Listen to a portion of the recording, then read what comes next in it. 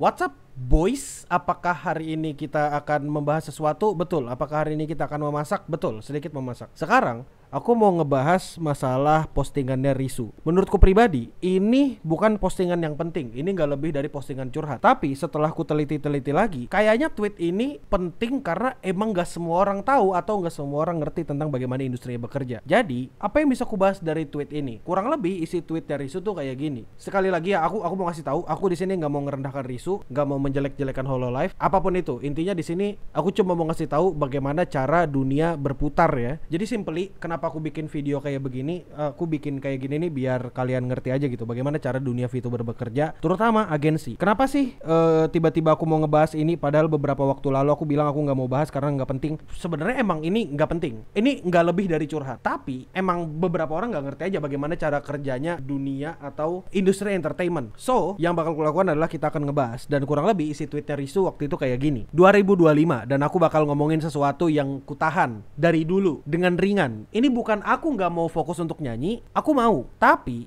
itu karena aku mungkin gak terlalu bagus atau karena sesimpel gak dipilih. Mungkin ada waktunya pasti. Let's keep working hard gitu kan. Ayo kita tetap bekerja keras. Terus jangan lupa dengar laguku yang baru, Metropolis. Nah, orang tuh bakal banyak bacot setelah ngelihat tweet ini. Bakal menyalah-nyalahkan Risu. Ini semua karena Risu gak jago nyanyi. Buat kau yang bilang Risu gak jago nyanyi, aku harap kau bisa bersirahat dengan tenang di kuburmu. Itu pertama. Yang kedua, kalau kau gak pernah denger Risu nyanyi, aku berharap kau bisa mendengarkannya di alam kuburmu nanti ya gitu. Maksudku kayak Risu emang bener-bener jago nyanyi. Terus habis itu orang-orang menyalahkan Risu karena lu sih gak pernah collab, gak pernah ABCDEFG gitu. ini bukan karena itu sebenarnya. Bagaimana cara industri entertainment itu bekerja adalah industri entertainment itu punya yang namanya agensi, yang dimana agensi itu biasanya punya pekerja. Pekerja itu pasti butuh gaji, butuh makan, ya kan? Kebetulan agensi ini punya talent, dan talent ini adalah salah satu tulang punggung dari agensi itu supaya tetap bisa berjalan. Nah, di sini kita bakal bahas pertama. Kalau kamu mau tahu, beberapa talent Hololive itu ada yang benar-benar di bawah label, kayak misalnya Kobo sama Muna. Jadi mereka emang punya tugas untuk membuat musik, dan akhirnya musik mereka rame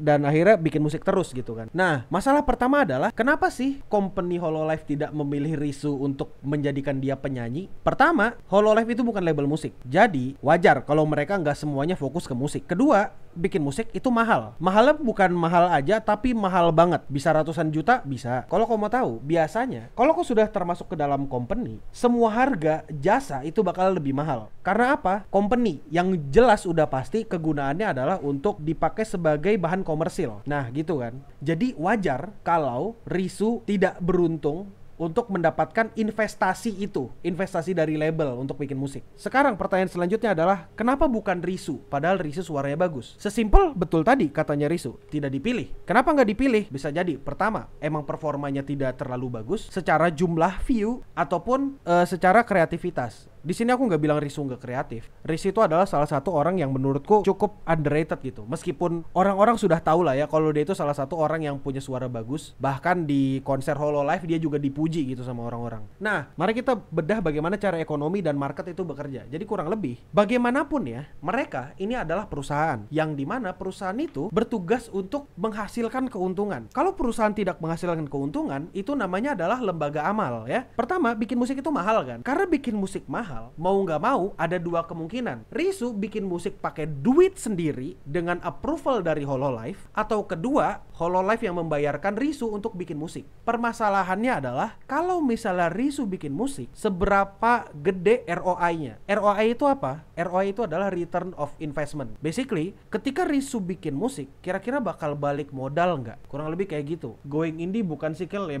mirip-mirip kayak gitu, tapi mereka masih dibayarin sama Bapak Yago atau masih dibayarin nama company mereka gitu. Kalau aku yakin adalah tunggu approval dari Hololive, atau kalau misalnya mau mereka bikin project sendiri, ya mereka emang harus mengeluarkan duit sendiri. Kayak misalnya aku di Clean Sound. Di Clean Sound aku dibiayai untuk bikin video wibu lokal atau untuk bikin video podcast. Tapi ketika aku mau bikin sesuatu yang di luar podcast atau bikin sesuatu project, otomatis aku harus minta approval dari atasan dulu. Kayak misalnya minta approval dari Andika. Kalau Andika approve, bisa jadi Andika Dika yang ngebayarin, aku tinggal ngajuin dana. Kalau misalnya Dika nggak approve, atau mungkin dia approve dan nggak punya duit, mau nggak mau aku yang ngeluarkan duit sendiri. Kayak misalnya betul, aku pernah cover lagu NTR, itu bener-bener ya keluar dari duitku sendiri. Mau nggak Eno bayarin itu? Ya enggak lah, ngapain dia bayarin? Kayak berapa kopi terjual gitu? Iya, kurang lebihnya kayak gitu. Terus habis itu orang-orang nanya, kenapa sih yang dipilih bikin lagu itu Kobo sama Muna? Sesimpel karena Muna waktu bikin musik dia rame.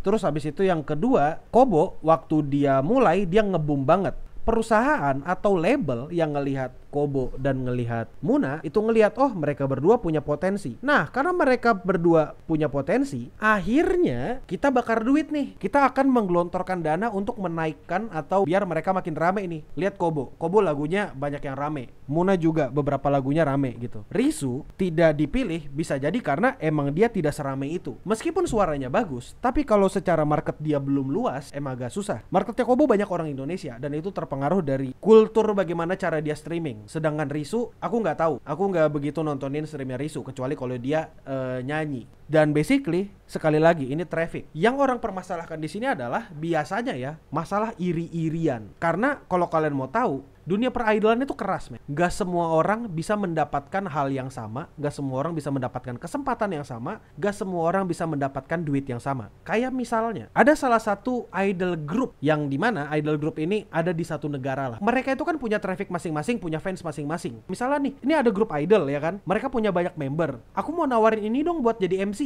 Apakah mereka semua yang ditawarin jadi MC? Enggak juga kan, pasti satu orang atau dua orang. Dan akhirnya ya udah, orang itu doang yang terpilih dan habis itu kayak dibayar gitu. Jadi duitnya lebih. Let's say di Clean Sound, gak semua orang bisa dapat sponsor kayak gitu. Meskipun kami satu manajemen, tidak semua orang bisa dapat sponsor. Kayak misalnya aku dapat HOK, Dika gak dapat HOK. Dika dapat kopi, aku gak dapat kopi. Kayak gitu kurang lebihnya. Ya kan? Kurang lebih kayak gitu. Industri entertainment emang kayak gitu sih. Jadi tolong ya, educate yourself ya. Tapi sebelum kau menyalahkan Risu atau menyalahkan anggota-anggota yang lain atau menyalahkan manajemen, ya ini semua tuh karena sekali lagi masalah traffic atau masalah kesukaan orang-orang. Logikanya gini deh, misal kau punya usaha ikan, ada ikan gurame, ada ikan lele, ada ikan nila, ada ikan haruan. Orang-orang lebih suka sama ikan lele sama ikan haruan. Otomatis yang bakal kau produksi lebih banyak, dan karena permintaan banyak, kau produksi ikan lele sama ikan haruan lebih banyak dong. Secara simple dan secara mudahnya kayak gitu. Bang, apakah nanti artinya ikan nila sama ikan mas itu nanti nggak laku bang? Ya nggak juga, mereka tetap ada yang beli, dan tugasmu adalah membuat mereka berdua sisa yang tadi itu terjual. Sekarang tugasmu sebagai fans adalah kau mendukung terus idolamu, kau mendukung terus streamer kesukaanmu, VTuber kesukaanmu, atau entertainer kesukaanmu. Kalau misalnya mereka post komen-komen kek, nge-like kek, ya dengan begitu kau bisa membantu dia. Kalau kamu lebih effort lagi, kau bisa kayak bikinin klip apa gitu. Jadi sebenarnya yang mau aku bahas di sini adalah bagaimana konsep ekonominya, bagaimana berpikir secara bisnisnya. Ini nggak ngomongin perasaan, karena kalau ngomongin perasaan doang ntar bakal jadi susah gitu. Karena perasaan tuh belum tentu bisa mendapatkan duit ya. Jadi agak susah sebenarnya. Karena data yang berbicara. Apakah dengan Risu tidak terpilih menjadi penyanyi atau tidak fokus menjadi penyanyi artinya Risu nggak jago nyanyi? Ya sesimpli suaranya Risu bagus, tapi mungkin nggak semua orang yang suka dengan suara itu. Atau bisa jadi karena Risu belum didiscover sama orang-orang. Kayak misalnya, aku sangat-sangat suka dengan lagu Risu yang Alice and You. Sesuka apa suka banget. Awalnya aku nggak tahu ini lagunya Risu. Aku tahu dari temenku yang karaoke nyanyi lagu ini.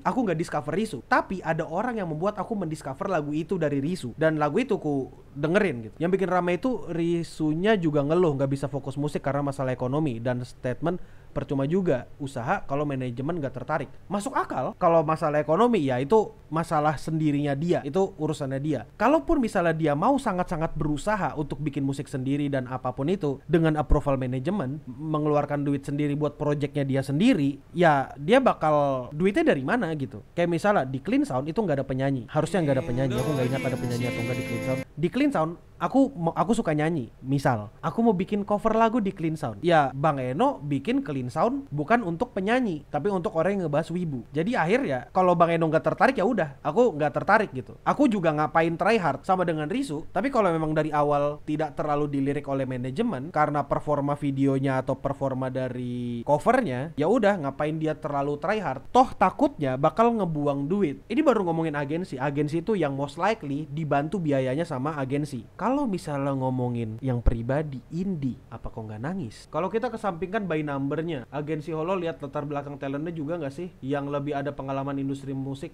Bisa jadi pertimbangan masalah dipilih atau enggak itu tergantung manajemen. Sekali lagi, kalau kau mau berusaha pun, kalau manajemennya emang gak memilih, mau diapain gitu. Agensi itu udah pasti kau kena charge company atau harga double atau harga komersil. Risu tuh jago nyanyi. Alice and You itu adalah salah satu lagu kompleks. Sekali lagi, aku di sini nggak menjelekkan Risu. Aku cukup suka sama karya-karyanya Risu, terutama kalau dia nyanyi.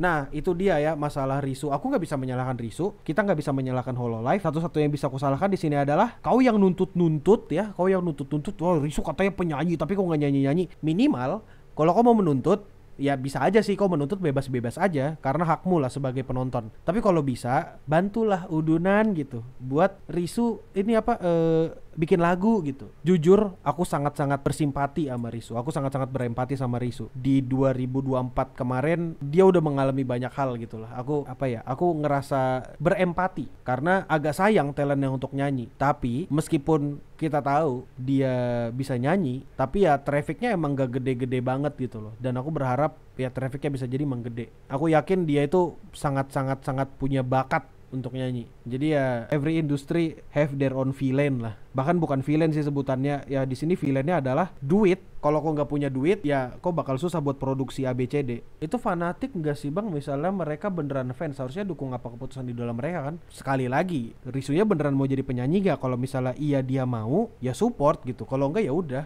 Dan itu aja pembahasan soal Risu tadi ya. Dan semoga kalian bisa mendapatkan pelajaran tentang apa yang terjadi. Dan bukan karena gak mau, tapi emang karena keterbatasan gitu. Ya intinya capek ya berjuang di dunia entertainment ini. Ya kalau kau mau join waktu live dan ikut-ikutan ketik iwak-iwak kayak gini, atau ikut komentar kayak gini dan langsung ngobrol, kau bisa join live seperti biasa. Dan kalau kau misalnya ada pendapat sendiri, kau bisa komentar, kasih di kolom komentar di bawah. Dan ya, stay clean dan sound dadah.